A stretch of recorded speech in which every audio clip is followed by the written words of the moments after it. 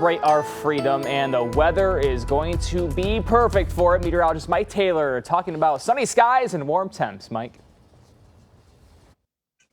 It's nice to share some good news across Metro Detroit. We've had a pretty busy week of severe weather, but now things are starting to settle down, and we're going to stay that way over the next couple of days. 83 outside right now. The dew point is 62.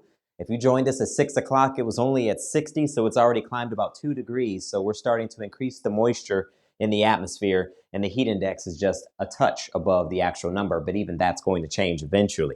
Here's a look at the numbers. We're at 81 in Ann Arbor, down towards Adrian and Monroe. You're pretty close to around 80 degrees. Lapeer at 81. You're in the 70s in Port Huron.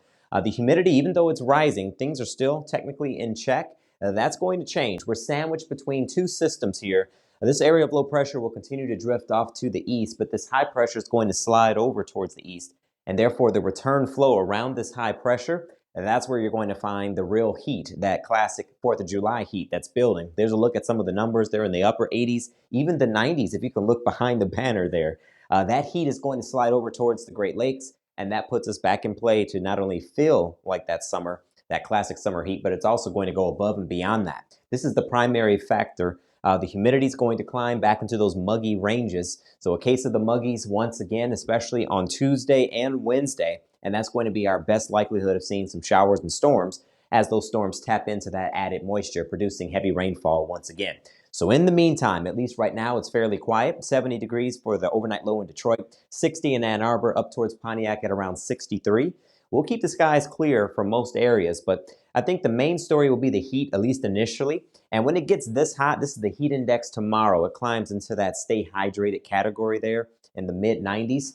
When you have this type of heat and humidity, it's almost fair game to see a shower or storm flare up in the heat of the afternoon. So we have that chance. There's a look at the heat index forecast for Sunday. And look what happens as we go towards Monday. Most of us will actually be observing the 4th of July on Monday, and the heat will still be there. It could feel like 95 degrees in the city of Detroit, so have the air conditioners ready.